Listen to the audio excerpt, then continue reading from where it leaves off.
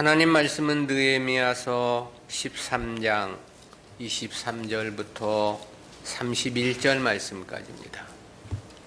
제가 봉독합니다. 그때에 내가 또 본즉 유다 사람이 아스돗과 암몬과 모압 여인을 취하여 아내를 삼았는데 그 자녀가 아스돗 방언을 절반쯤은 하여도 유다 방언은 못하니 그 하는 말이 각 족속의 방언이므로 내가 책망하고 저주하며 두어 사람을 때리고 그 머리털을 뽑고 이르되 너희는 너희 딸들로 저희 아들들에게 주지 말고 너희 아들들이나 너희를 위하여 저희 딸을 데려오지 않겠다고 하나님을 가리켜 맹세하라 하고 또 이르기를 옛적에 이스라엘 왕 솔로몬이 이 일로 범죄하지 아니하였느냐. 저는 열국 중에 비길 왕이 없이 하나님의 사랑을 입은 자라. 하나님이 저로 왕을 삼아 온 이스라엘을 다스리게 하셨으나 이방 여인이 저로 범죄케 하였나니 너희가 이방 여인을 취하여 크게 악을 행하여 우리 하나님께 범죄하는 것을 우리가 어찌 용납하겠느냐. 대제사장 엘리야십의 손자 요야다의 아들 하나가 호론 사람 산발랏의 사위가 되었으므로 내가 쫓아내어 나를 떠나게 하였느니라. 내 하나님이여, 저희가 제사장의 직분을 더럽히고 제사장의 직분과 레위 사람에 대한 언약을 어기었사오니 저희를 기억하옵소서. 내가 이와 같이 저희로 이방 사람을 떠나게 하여 깨끗하게 하고 또 제사장과 레위 사람의 반열을 세워 각각 그 일을 맡게 하고 또 정한 기한에 나무와 처음 익은 것을 드리게 하였사오니 내 하나님이여, 나를 기억하사 복을 주옵소서. 아멘. 오늘은 이방인 통혼 개혁 및 결론적 기도라는 제목으로 말씀을 듣겠습니다. 이 본단락은 본서의 종결 부분이면서도 느헤미야의 마지막 개혁 조치를 소개한 부분입니다. 이방인들과의 통혼 개혁은 대략 14~15년 전에도 있었습니다. 그때 이스라엘 백성들은 이방인들을 내어 쫓고 다시는 통혼을 하지 않겠다고 맹세까지 했었죠. 그리고는 또다시 이방인들과 통혼이 이루어졌던 겁니다. 어떻게 그리 되었는가에 대한 구체적인 언급은 없습니다. 그러나 앞서 지적된 신앙적인 문제와 밀접한 연관이 있는 것은 분명해 보이죠. 무엇보다 제사장 엘리야십이 도비야에게 성전의 방을 내어주었던 사건은 신앙의 전반적인 화해의 신호탄이었을 것으로 보입니다. 거기서부터 11조 불이행이나 안식일 규례의 무력화나 이방인과의 통혼이 자연스럽게 이루어진 것이 아니겠느냐, 그런 생각을 갖게 합니다. 이 마지막 개혁 작업으로 통혼과 관련한 부분을 다룬 본문은 구속사적 교훈까지 5으로 구분해서 살펴보겠습니다. 첫 번째는 이방인들과의 통혼 실태입니다. 이에 대해 23절에서 그렇게 말씀을 했죠. 그때 내가 또 본즉 유다 사람이 아스돗과 암몬과 모압 여인을 취하여 아내를 삼았는데, 여기서의 그때에는 느헤미야의 귀한 직후나 또는 앞서 행한 안식일 개혁 조치 이후라는 그런 의미가 됩니다. 그리고 내가 또 본즉이란 역시 느헤미야가 집중해서 살펴보았다는 그런 뜻이고요. 살펴보니 다시금 이방인들과 통혼이 이루어졌음을 알게 되었다, 그런 뜻이겠죠. 그 이방인들에 대해서는 아스돗과 암몬과 모압 여인이라 그랬습니다. 이 중 암몬과 모압은 본장 1절에서 언급한 대로 모세의 율법에 근거해서 영영이 하나님의 회에 들어오지 못할 민족으로 지목된 롯의 후손들입니다. 아스돗은 유다의 서쪽 지역에 위치했던 블레셋의 5성읍 가운데 하나를 가리킨 겁니다. 이들은 앞선 1절에서 추방했던 이방 민족들의 목록에는 포함되지 않았었습니다. 또 에스라 9장 1절 2절에서 1차 포로 귀환민들이 통혼했던 민족의 목록에도 이들은 없었는데요. 이들은 본서 4장에서 성벽 재건 역사를 방해할 때 사마리아의 산발락과 동맹을 맺었던 족속들 중 하나에 포함되어 있습니다. 즉 이들은 이스라엘을 대적하고 선민 공동체 재건을 극렬하게 반대했던 민족이었다라는 거죠. 따라서 이는 암몬이나 모압 사람들과 통혼한 것이나 동일한 경우라고 말할 수 있겠습니다. 어차피 이들은 하나님을 믿을 수 없는 존재들이었지요. 그러면서도 특히 이스라엘 국가 교회 공동체의 회복을 회방하며 대적했던 자들이었습니다. 그럼에도 이들과 통혼을 했다라는 건데요. 느헤미야는 이러한 잘못된 실태를 보다 효과적으로 입증코자 그렇게 보도를 했습니다. 24절입니다. 그 자녀가 아스돗 방언을 절반쯤은 하여도 유다 방언은 못하니 그 하는 말이 각 족속의 방언이므로 그랬습니다. 이 말씀에서 보면 이방 여인들은 자기 자녀들에게 유다 말을 가리킨 게 아니라 자신들의 모국어를 가리킨 것으로 보입니다. 따라서 유다 방언은 하지 못했다 그랬습니다. 이러한 사실에 대해서 느헤미야는 민족의 동질성이나 특히 신앙의 정체성과 관련해서 심히 중요한 문제임을 인지했던 것으로 보입니다.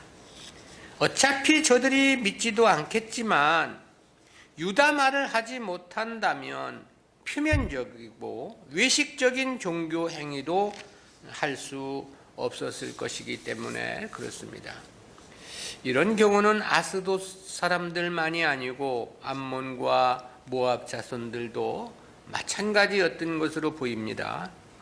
대표로 아스돗을 말했지만 하반절에서는 각 족속의 방언이라고 그렇게 말씀을 했기 때문입니다. 두 번째는 통혼과 관련한 느헤미야의 조치입니다. 통혼에 대해서 느헤미야가 취한 조치를 기술한 25절부터 27절까지는 모두 세 가지 주제로 요약이 되는데요. 첫 번째는 통혼한 자들에 대한 느헤미야의 책벌입니다. 당시 느헤미야의 책벌은 매우 엄격했던 것으로 보입니다. 책벌 내용을 보면 세 가지로 대변이 되는데요. 첫째는 언어적인 책벌입니다. 이에 대해서는 25절 상반절에서 내가 책망하고 저주하며 그랬습니다. 여기서 이 책망하고에 해당하는 원어적 개념은 꾸짖다, 징벌하다 그런 뜻입니다. 그리고 저주하며로 번역된 히브리어와 칼룰렘이라는 단어는 욕하다, 저주하다, 멸시하다 그런 뜻입니다. 즉 신앙적인 저주와 함께 강한 책망을 했다 그런 뜻이 됩니다. 둘째는 태형적 책벌입니다. 이에 대해서는 25절 중반절에서 두어 사람을 때리고 그 머리털을 뽑고 그랬죠. 이 고대 사회에서는 죄에 대한 형벌로 태형이 있었습니다. 아마 우리나라도 과거에는 그랬던 것으로 보여지죠. 그래서 흥부가 형님 놀부의 매를 대신 맞고 대신 맞았다 그랬나 어쨌든 그런 얘기들을 들려지지 않습니까? 근데 이스라엘에서도 이러한 형벌이 있었는데 40대는 넘기지 못하도록 율법이 규정을 했죠. 40대 이상 태형을 가할 경우 목숨이 위태할 가능성 때문이었습니다. 또 머리털을 뽑고 그랬습니다. 이는 심한 경멸의 의미를 나타냅니다. 고대 근동 국가들에서는 머리나 수염을 잘라내거나 뽑는 행위는 대단히 모욕적인 행위였습니다.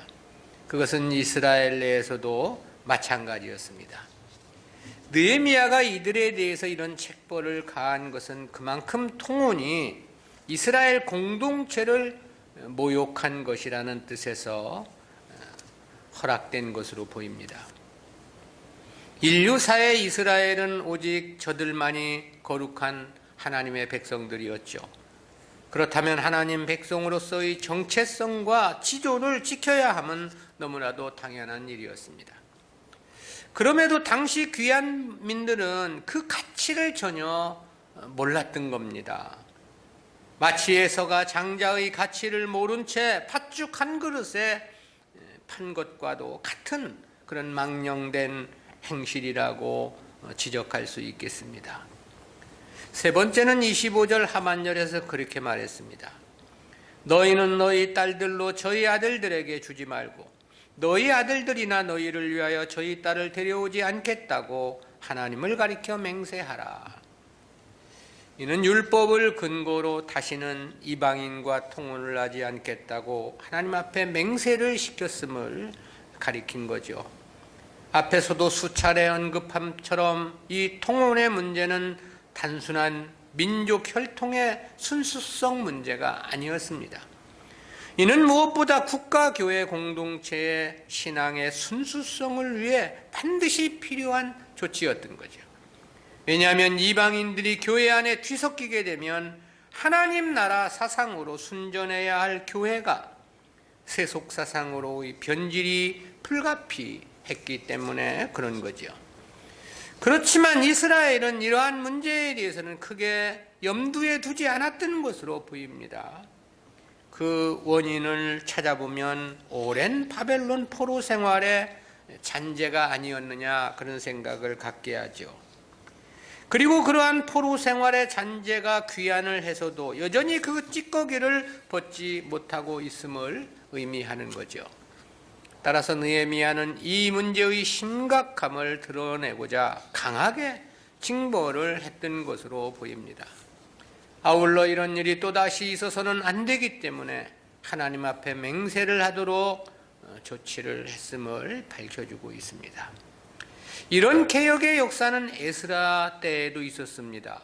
그리고 대략 15년 전 느헤미야의 1차 귀환 때도 있었고요. 그런데 또다시 이런 일들이 중복적으로 자행되고 있었던 거죠. 그야말로 잠시만 방심하면 순식간에 이러한 죄가 들풀처럼 일어나 다시 번지는 것이 아니냐 그런 생각을 갖게 합니다. 두 번째는 과거 솔로몬의 상기인데요. 느헤미야는 책벌에 이어 과거 동일한 범죄에 빠졌던 솔로몬의 예를 들어 다시 한번 통혼 문제에 경종을 울렸습니다. 그에 대해서 26절 전반절에서 또 이르기를 옛적에 이스라엘 왕 솔로몬이 이 일로 범죄하지 아니하였느냐 그랬습니다. 느헤미야는 먼저 솔로몬이 동일한 범죄를 저질렀음을 지적했습니다. 그리고 이어 26절 중반절에서 그렇게 말을 했죠. 저는 열국 중에 비길 왕이 없이 하나님의 사랑을 입은 자라 하나님이 저로 왕을 삼아 온 이스라엘을 다스리게 하셨으나 그랬죠. 솔로몬이 하나님으로부터 심히 큰 은혜를 입은 자임을 상기한 건데요. 솔로몬이 입은 은혜에 대해서는 세 가지를 지목했습니다. 첫 번째는 비길 왕이 없이 그랬는데요. 이는 열국 중에 가장 탁월한 존재였다는 사실을 명시한 겁니다. 저는 지혜에 있어서도 가장 탁월한 인물이었죠. 권세에 있어서도 당시 솔로몬과 비교할 왕이 없었습니다. 그 당시는 고대 근동이 솔로몬의 통치 아래에 있다고 하리만치 막강한 권세를 떨쳤거든요. 두 번째는 하나님의 사랑을 입은 자라 그랬습니다. 전무후무한 부와 영화를 누릴 만큼 큰 사랑을 받은 자임을 이야기한 겁니다.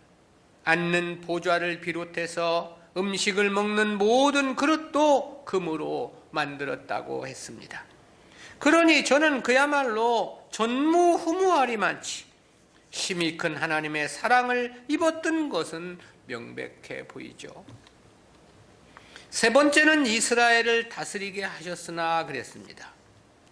다윗의 많은 아들들 가운데 하나님께서 특별히 솔로몬을 낙점해서 다윗의 후계자를 삼으신 것을 가리킨 겁니다. 다윗은 헤브론에서 6 아들을 낳았고 예루살렘에서 모두 13명의 자녀를 낳았습니다. 그러니까 총 19명의 자식을 낳은 건데요. 그중 솔로몬은 10번째 아들입니다. 그러니 저가 부친의 왕위를 계승한다고 하는 것은 거의 불가능한 일이었습니다. 그런데 하나님께서 특별히 저를 지목해서 다윗에게 왕을 삼으라고 명령을 하셨던 겁니다. 그리고 그것은 저를 메시아의 혈통으로 삼으셨다는 뜻이기도 하죠. 그야말로 인류 역사에서 저만큼 하나님의 은혜를 입은 자가 없다고 말할 수 있겠습니다. 그런데도 불구하고 저에 대해 26절 하반절에서 이방 여인이 저로 범죄케 하였나니 그랬습니다. 솔로몬이 수많은 이방 여인들을 첩으로 두었던 사례를 지목한 거죠. 저는 첩들을 연모한 나머지 그들이 원하는 우상의 신당을 지어주는 등 하나님을 경록해 하는 죄악들을 저질렀습니다. 그 결과 많은 대적들이 일어나 솔로몬을 괴롭혔고 또 이스라엘이 남북으로 갈라지게 되는 비극을 초래하게 되었죠. 느헤미야는 바로 이와 같은 과거 역사를 근거로 당시 통혼의 심각성을 지적하고 있는 겁니다. 그리고 세 번째는 통혼은 묵과할 수 없는 죄란 사실을 천명한 말씀인데요. 27절입니다. 너희가 이방 여인을 취하여 크게 악을 행하여 우리 하나님께 범죄하는 것을 우리가 어찌 용납하겠느냐. 과거 지나간 역사의 거울이 그러한데 어찌 통혼의 죄를 용납할 수 있겠느냐라는 반문이죠. 느헤미야는 이방 여인과의 통혼에 대해서 크게 악을 행하여 라고 말했습니다. 통혼 자체가 심히 큰 죄이며 악이라는 거죠. 그것은 역시 그 자체로서 끝나는 것이 아니었기 때문에 더더욱 그렇습니다. 통혼은 교회를 세속해야 하고 교회의 세속은 택한 백성들의 구원을 무력화시키는 가장 심각한 악영향으로 나타나기 때문에 그런 것입니다. 세 번째는 산발랏의 딸과 통혼한 제사장 축출 사건입니다. 본문 28절은 통혼의 대표적 사례로서 대제사장 엘리야십의 가문에 대한 사례를 지적한 내용입니다. 28절입니다. 대제사장 엘리야십의 손자 요야다의 아들 하나가 호론 사람 산발랏의 사위가 되었으므로 내가 쫓아내어 나를 떠나게 하였느니라. 여기서 대제사장 엘리야십은 3장 1절에서 보면 느헤미야가 1차 귀환할 당시 대제사장으로 재직했던 인물이었습니다. 그리고 저는 앞에 4절에서 도비야에게 성전 내에 큰 방을 내어준 인물이기도 하죠. 그런데 본문에서는 저의 손자 하나가 호론 사람 산발랏의 사위가 되었다고 지적하고 있는 것입니다. 당시 산발랏은 사마리아의 총독이었다고 그랬죠. 저는 그동안 막강한 권력으로 성전 재건은 물론이고 성벽 재건을 방해한 직접적인 당사자였습니다. 그런데 이스라엘의 대제사장이었던 엘리야십의 손자가 저의 딸과 결혼을 했다는 것인데요. 그야말로 있어서는 안 되는 일을 행한 것이었습니다.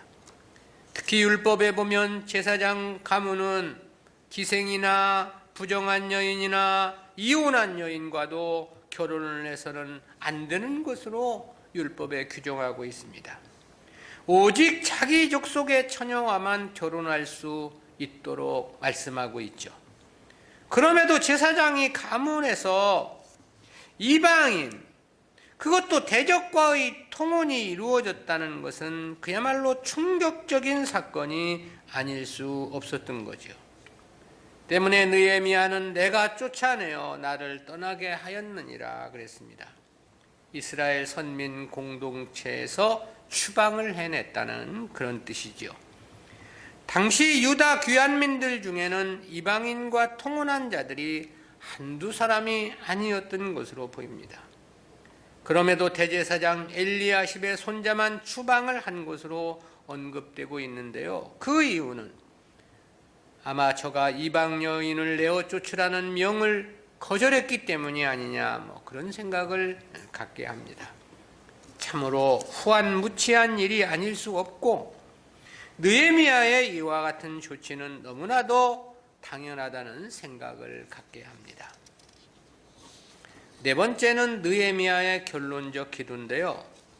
본문 29절부터 31절은 느헤미야의 제2차 개혁 조치의 최종적 결론이면서도 본서의 대미이기도 합니다. 느헤미야의 최종 기도 내용은 모두 넷으로 요약이 되는데요. 첫 번째는 제사장의 죄악에 대한 고발입니다. 이에 대해서 29절에서 그렇게 보도를 했습니다. 내 하나님이여, 저희가 제사장의 직분을 더럽히고 제사장의 직분과 레위 사람에 대한 언약을 어기었사오니 저희를 기억하옵소서. 여기서 제사장 직분을 더럽히고는 거룩한 직분을 욕되게 했다, 그런 뜻입니다.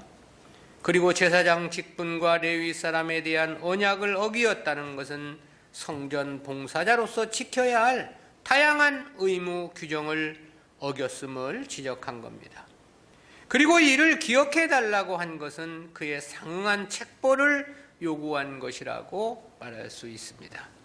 본분을 망각하고 죄를 지었음에도 회개하지 않는 자들에 대한 징계와 책벌은 너무나도 당연한 조치라고 생각할 수 있겠죠. 두 번째는 이방인들 축출 사건 고백입니다. 회개하지 않는 제사장에 대한 책벌을 기도한 느헤미야는 이어서 이방인들에 대한 척결 조치에 대해서 기도를 했습니다. 30절 전반절인데요. 내가 이와 같이 저희로 이방 사람을 떠나게 하여 깨끗하게 하고 섞여 있는 이방인들을 이스라엘 내에서 축출해내므로 이스라엘의 혈통적 순결을 이루었음에 대한 기도 내용입니다. 여기서 이 깨끗하고에 해당하는 히브리어의 의미는 밝다, 빛나다, 깨끗하다, 그런 뜻인데요. 1차적으로는 혈통적 순결을 의미한 표현이고요. 그러나 최종적으로는 교회의 순결이며 신앙의 순결을 함축한 표현이기도 합니다. 당시 통혼 문제는 교회와 신앙의 순결과 직결되는 문제였기 때문에 그렇습니다. 세 번째는 성전 제도 재정립 사건 보고입니다. 이와 관련해서 30절 전반절과 31절까지 이렇게 말씀했습니다. 또 제사장과 레위 사람의 30절 하반절이죠. 제사장과 레위 사람의 반열을 세워 각각 그 일을 맡게 하고 또 정한 기한에 나무와 처음 익은 것을 드리게 하였사오니, 즉 제사장과 레위 사람의 반열을 정하여 본래의 직무를 성실하게 수행토록 조치했다, 그런 언급이죠. 그리고 정한 기한에 나무와 처음 익은 것을 드리게 하였다고 했는데요. 이는 10장 34절부터 36절의 조치와 긴밀하게 연관된 내용입니다.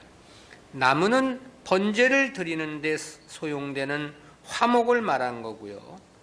처음 익은 것은 토지의 소산의 만물이나 각종 과목의 첫 열매나 그리고 짐승의 초태생을 가리킨 표현인데요. 한마디로 성전 제도를 재정립했음을 하나님께 고백한 그러한 기도가 되는 거죠. 마지막 네 번째로는 하나님의 뜻의 성취를 위한 기도입니다. 느헤미야는 이러한 개혁 조치를 실행한 자신을 위한 기도로서 본서의 대미를 끝맺음했습니다. 이에 대해서 31절 하반절에서 그렇게 보도를 했죠.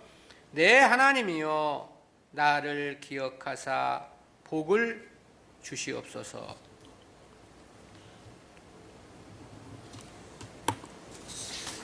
한글 개혁 성경은 복을 요구한 것으로 하고 그렇게 번역을 했는데요. 이에 해당하는 히브리어 레토바는 무엇을 위하여라는 뜻의 전치사 레와 좋다, 선하다라는 뜻을 갖는 이 토부가 결합된 단어예요. 직역을 하면 선을 위하여 그런 뜻이 됩니다. 여기서 선이 의미하는 바는 모든 선악의 절대 기준이 되는 하나님의 뜻에 부합되는 것을 지칭한 표현이 되겠죠. 따라서 이는 사사로운 자신의 유익이나 세상적이거나 육신적인 복을 위한 기도가 아닙니다. 하나님의 뜻 실현과 성취를 위한 기도라고 해석해야만 하는 부분입니다. 즉 멈춤 없이 계속해서 하나님의 뜻을 실천할 수 있도록 은혜를 베풀어 주실 것을 기도한 거죠. 이는 성도가 해야 할 가장 모범적인 기도라고 말할 수 있겠습니다. 만일 이때 느헤미야가 자신의 육신적인 복을 위해 기도했다면 저의 지금까지의 모든 행위들은 그야말로 인정받을 수 없었을 것입니다. 그것은 순수한 하나님의 뜻을 위한 행위가 아니라 자기를 위한 수단에 불과한 것이었기 때문에 그렇겠죠. 또한 하나님 나라를 추구해야 할 저가 세상 것을 소망했다는 것이 되기 때문이기도 합니다. 성도가 이런 기도를 행할 이유가 없는 겁니다. 그것은 하나님의 뜻을 행했다면 세상사 문제는 주님께서 책임져 주실 것이라는 확실한 약속을 주셨기 때문인 거죠. 이미 약속을 하셨는데 달라고 한다는 것 자체가 말씀을 믿지 않는 것이라는 증거 외에 다른 것이 아니기 때문에 그런 것이죠. 그래서 이것도 복이라고 번역을 한 것은 올바른 번역은 아니다 그런 생각을 해봅니다. 어쨌든 총체적인 말의 의미에서는 복이 반드시 틀린 것은 아니에요. 하나님의 뜻대로 한다는 게 사실 복이거든요. 근데 이 성경을 읽는 사람들의 사상이 교회가 다 세속적으로 기울어지다 보니까 세상 복으로 육신의 복으로 이렇게 생각을 하고 해석을 하는 것이 사실 문제가 되는 거죠. 어떤 사상을 가지고 있느냐에 따라 이게 다릅니다. 찬송을 부르는 것도 마찬가지예요. 빈들의 말은 불같이 하면 성령을 달라고 하는 게 이적 기사를 좋아하는 사람들은 그런 성령을 달라고 그런 찬송을 부르는 것일 거고, 세상 복을 원하는 사람은 어쨌든 성령을 통해서 그런 복을 달라는 것으로 인식을 하겠지만, 우리는 그렇게 찬송을 부르는 것은 아니죠. 그것은 진리에 대한 깨달음과 하나님의 뜻대로 살기를 원하는 마음으로 성령의 함께해 주심을 찬송하는 거지, 무슨 자기 개인 사사롭게 세상적인 어떠한 유익을 추구하는 것은 절대 아닌 거죠. 그러니까 어떤 근본적인 사상을 가지고 있느냐는 것은 매우 중요합니다. 그 사상을 통해서 성경을 바라볼 수밖에 없고 해석할 수밖에 없기 때문에 그런 것이죠. 우리는 이러한 말씀을 통해서 두 가지 구속사적인 의의를 생각해 보는데요. 첫 번째는 교회의 개혁은 결코 멈춰서는 안 된다는 교훈입니다. 그것은 죄에 오염된 인간들의 나태와 안일이란 측면에서 생각해 보는 교훈입니다. 포로 귀환민들에게 있어 이방인들과의 통혼 문제와 관련한 개혁은 이번이 세 번째죠. 가장 먼저는 제2차 포로 귀환의 주역이었던 에스라 때였습니다. 에스라 개혁 조치는 에스라 10장에서 상세히 보도를 해주고 있죠. 그때 에스라의 요구와 백성들의 응답에 대해서 그렇게 보도를 한 바 있습니다. 에스라서 10장 10절부터 12절 말씀인데요. 제사장 에스라가 일어서서 저희에게 이르되 너희가 범죄하여 이방 여자로 아내를 삼아 이스라엘의 죄를 더하게 하였으니 이제 너희 열조의 하나님 앞에서 죄를 자복하고 그 뜻대로 행하여 이 땅 족속들과 이방 여인을 끊어버리라. 회무리가 큰 소리로 대답하여 가로되 당신의 말씀대로 우리가 마땅히 행할 것이니이다 그랬습니다. 이 에스라의 개혁 조치가 있었던 때가 BC 458년이었습니다. 그런데 그 이후 느헤미야에 의해 이루어진 제3차 포로귀환이 BC 444년이거든요. 불과 14년의 간격일 뿐이었습니다. 그런데 이때에도 보면 이스라엘의 통혼은 전방위적인 상태였습니다. 그에 대한 개혁 조치의 종결편이 본장 1절부터 3절에서 우리가 생각해 봤죠. 그런데 느헤미야가 다시 바사에 다녀와 보니 또다시 통혼이 제사장 가문으로부터 시작해서 독버섯처럼 번지고 있었다라는 거죠. 역시 이전 개혁 조치를 한 때로부터 치면 불과 14~15년 되는 시점입니다. 그렇지만 느헤미야가 자리를 비운 시점에서 보면 2~3년 많아야 3~4년 될 것 같은데, 그런데 그 사이에 이처럼 통혼 문제가 심각한 양태가로 번져나갔다는 거죠. 이방인이며 철천지 대적 관계였던 도비아에게 성전 안에 방을 내어주는 일이 있었습니다. 또 대제사장 가문이 가장 이스라엘의 회복을 원치 않고 방해했던 산발랏의 아들과 통혼을 하기도 했고요. 그야말로 도저히 일어날 수 없는 일들이 버젓이 자행되고 있었다라는 거죠. 그리고 이처럼 거듭되는 귀한민들의 타락상을 목격하며 우리는 교회의 개혁은 결코 한시도 멈추어서는 안 된다는 교훈을 생각해 보지 않을 수 없는 거죠. 개혁이 멈추는 그 순간부터 교회는 타락할 수밖에 없다는 것이 에스라서와 느헤미야서를 통해서 보여주는 역사의 거울이기 때문에 그렇습니다. 고인물은 반드시 썩는다는 것은 절대적인 진리입니다. 역시 교회가 개혁을 멈추게 되면 타락은 정해진 수순이 아니냐라는 겁니다. 그것은 죄에 오염된 인간의 본질이 그 원인이라고 말할 수 있습니다. 그리고 사단 마귀가 우는 사람 사자처럼 삼킬 자를 찾기에 그럴 수밖에 없는 것이고요. 때문에 교회는 결코 진리에서 눈을 떼어서는 안 된다는 생각을 해봅니다. 하나님의 말씀에 의한 자기 정화 역시 절대 멈추어서는 안 되는 거죠.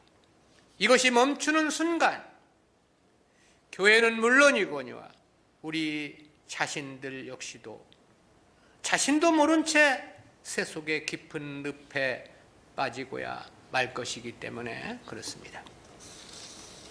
두 번째로 교회는 절대 다수를 추구해서는 안 된다는 교훈입니다. 그것은 다수를 쫓는 것 자체가 이미 죄악이라고 말할 수 있기 때문에 그렇습니다.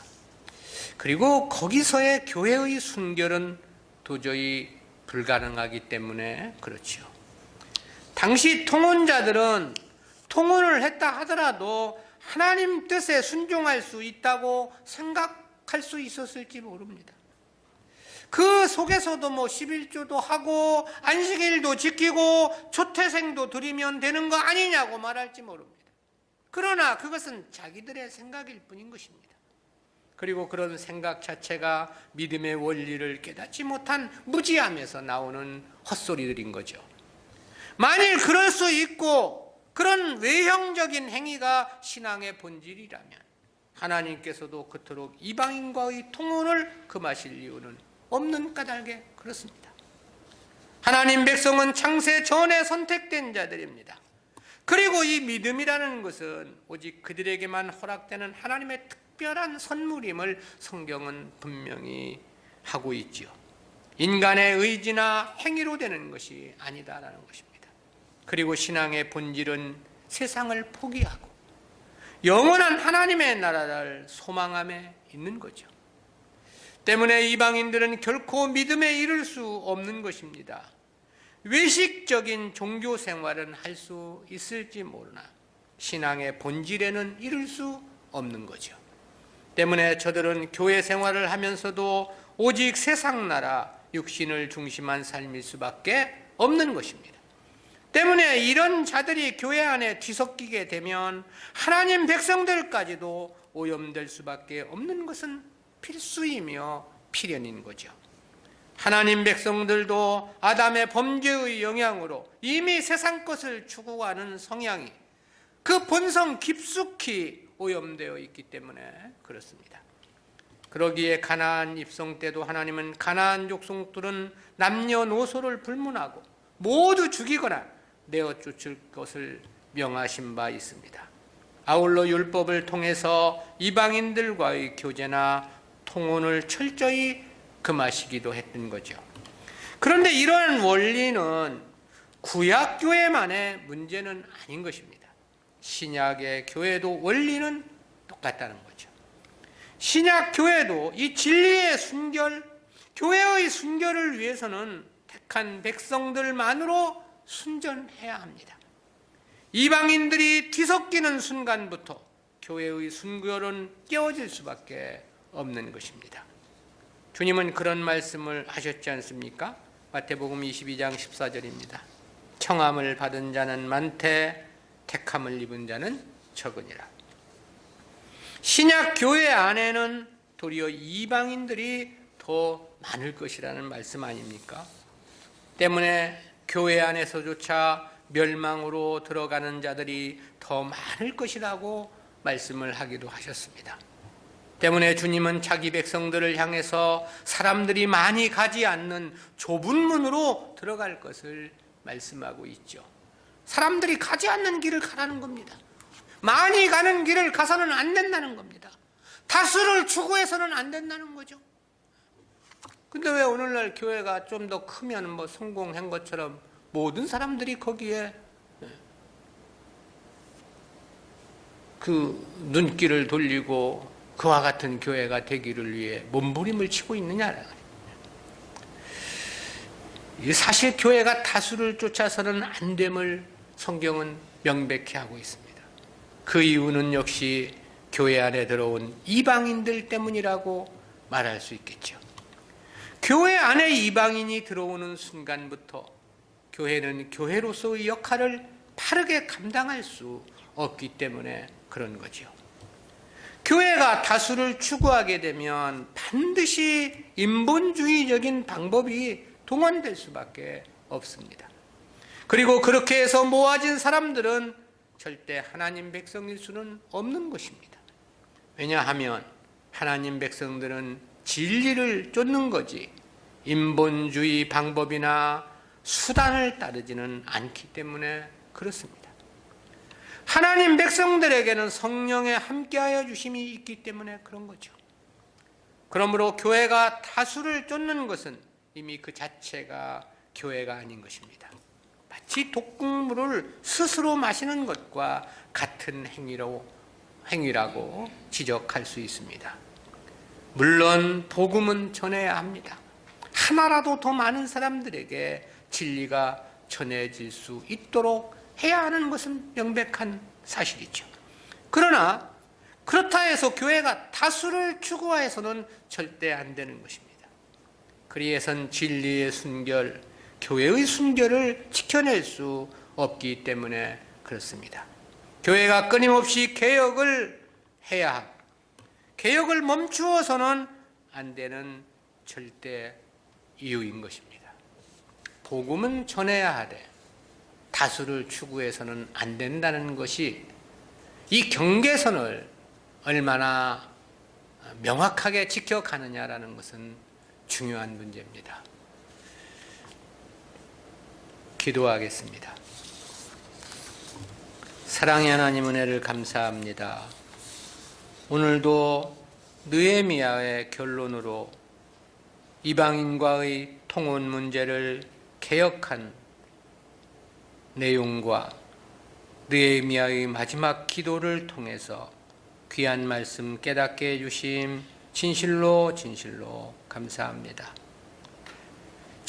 잠깐이지만 이처럼 통혼에 잘못된 일들이 끊임없이 이어지고 있는 것은 역시 우리 인간의 마음속에 도사리고 있는 죄에 오염된 본질 때문임을 생각해 보지 않을 수 없습니다.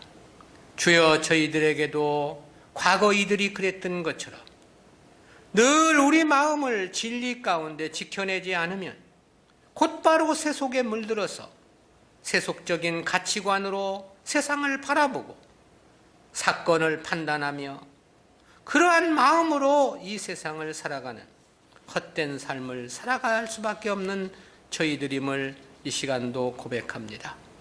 주여, 깨닫는 은혜를 더해 주셔서 올바른 하나님의 말씀을 저희 심령에 심어주시고 그 심령에 심겨진 하나님의 말씀을 통해서 우리가 바른 삶으로 인도함을 받아갈 수 있도록 주여 도와주시며 함께하여 주시옵소서. 이 시대에 저희들에게 맡겨진 복음의 사명을 온전히 바르게 감당함으로 말미암아 주님께서 기뻐하시는 교회를 세워가고 아울러 이 시대에 남은 자를 구원하는 역사에 귀히 쓰임받는 귀한 교회로서의 역할 감당할 수 있도록 주여 인도해 주옵소서. 감사드리옵고 예수님의 이름으로 기도드리옵나이다. 아멘.